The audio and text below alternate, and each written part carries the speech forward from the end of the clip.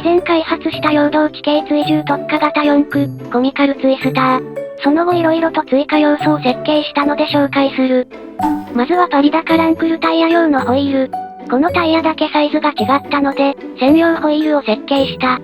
ゴムブッシュでシャフトに取り付ける方式。これを装備して走らせたのがこちら。冒頭の映像もこのパーツを装着した際のもの。圧雪された路面や水分の多いシャーベット状の雪では、なかなか良い走りを見せてくれた。しかし皆さんお察しの通り、ふかふかの雪の前には無力。この手の路面は接地面が大きくないと沈んでしまう。ので、ビッグタイヤ用ホイールを召喚。これでワイルドミニ4駆用のタイヤを装着できる。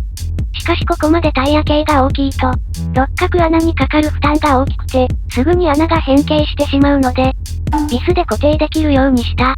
8ミリのビスを3方向から締めることで、六角シャフトをがっちり押さえる3段。というわけでビッグタイヤでの走行映像行ってみよう。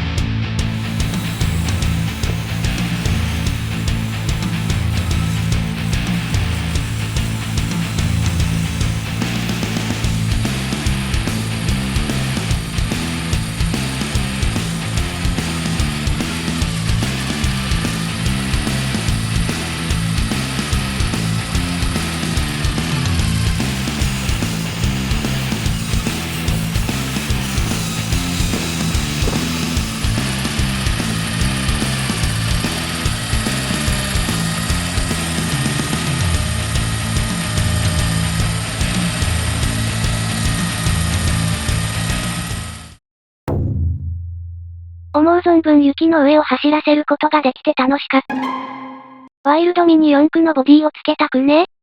せっかく大きいタイヤをつけられるようにしたので、ワイルドミニ4駆のボディにも対応したい。というわけで 3D キャドで設計。3D プリンターで召喚し、インストール。ランチボックスのボディを乗せてみた。フロントの稼働は問題なさそう。と思ったけど、大きく動かすとタイヤがボディキャッチに当たってしまう。可動域を調整するか、ボディキャッチ側をカットすれば問題なさそう。ちなみにここに取り付け穴を用意したので、通常のボディマウントを装着すれば、コミカルミニ4駆のボディをいい感じに乗せることができる。つまりワイルド用ボディマウントは、ボディマウントとしても使えるということ。もちろんパリダカランクル用のボディマウントも装着できるぞ。なお、以前開発したワイルドボディアタッチメントも、一応装着可能なので、フルカウルミニ4駆などのボディも乗せることができるけど、フロントが若干高くなってしまうので、これは別で新しくボディマウントを設計した方が良さそう。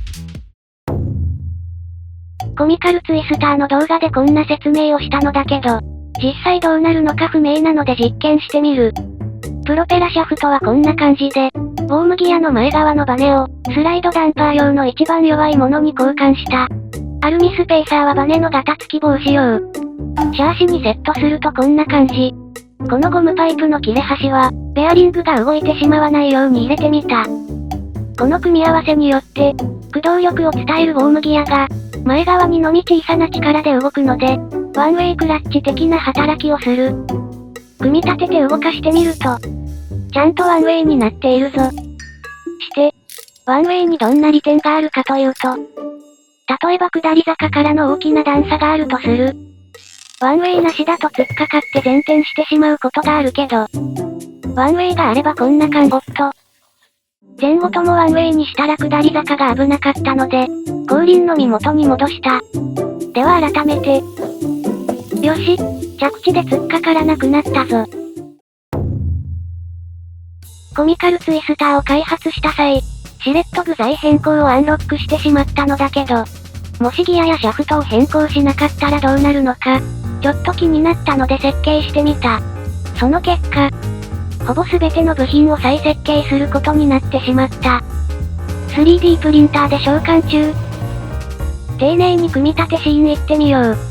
コミカルミニ4駆のキット以外に使用するのはビス10本のみ。つまりこの1袋だけあれば OK。まずはフロント側。この部品にギアを入れ、軸受け部品を装着。反対側にも、六角シャフトを通して、反対側のホイールを取り付ける。次はリア側。ギアを入れて、軸受けを両側に装着。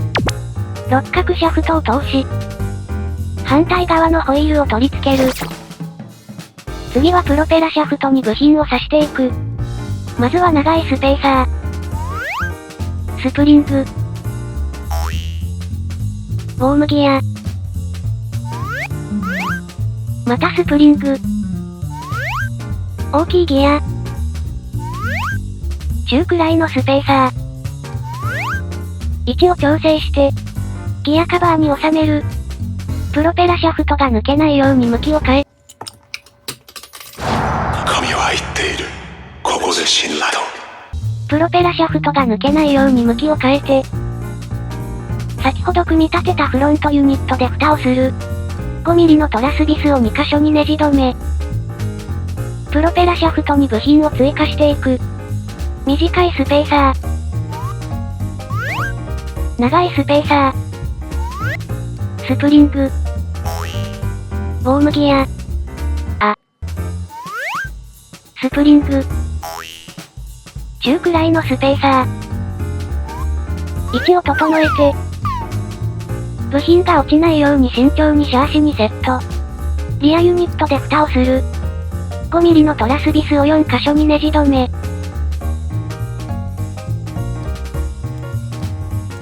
ひっくり返して、スイッチの金具を差し込む。ちゃんと動いているのでよし。次はモーターの金具。潜り込ませるように取り付ける。反対側も同様。続いてモーター。シャーシに乗せて、モーターホルダーで固定する。ちなみにモーターを支えるリブを折り、モーターホルダーの裏に適当なスポンジを貼れば、8T ピンオンギアが使用可能になる。ギア比を54対1から81対1にする隠し要素。組み立てに戻りまして、ボディマウントはリア側から乗せ、5ミリのトラスビスで両側からネジ止め。最後にシャーシのねじれ角度調整ビスをフロントユニットに取り付ける。裏側に飛び出ないくらいがちょうど良いと思うけど、締め込み具合で好みの角度に調整可能。ちなみにもっと大きく動かしたいときは、ビスを下から取り付けよう。逆に動きを小さくしたい場合は、シャーシ側にビスを取り付けると可動域を制限できる。これに電池を搭載すれば、具材有用版陽動地形追従特化型4駆、コミカルツイスターライト、完成だ。スイッチオフの状態だとボディマウントが大きく開くけど、スイッチオンにするとボディが開きすぎない設計にしてみた。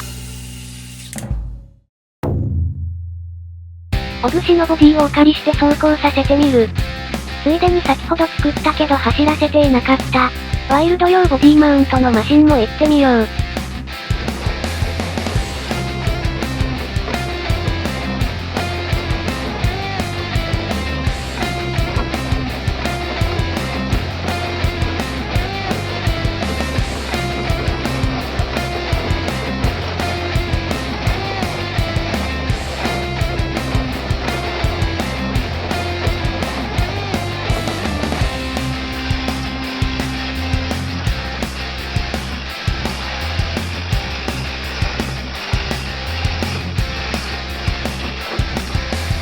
というわけで2台とも良い走りっぷりを見せてくれた。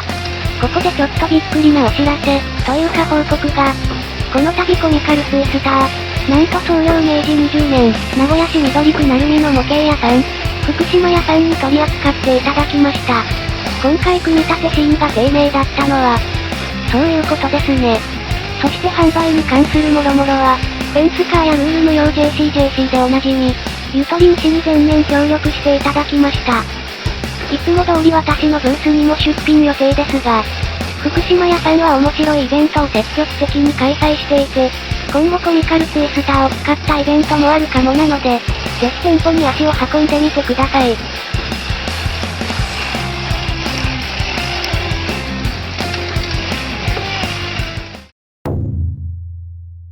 ふかふかの雪でもそこそこ走れるビッグタイヤだけど、ちょっと油断すると飲み込まれてしまうことも。やはり現時点での雪上最強はこいつ。サラサラ雪もなんのその。久々にかっこいい走行シーンを撮ろう。と思って撮影した映像がこちら。撮影アングル、マシンのライン取り、雪の巻き上げさえも完璧なのだけど。そう、ピントが合っていないのである。ぜひとも心のピント補正を有効にしてご覧ください。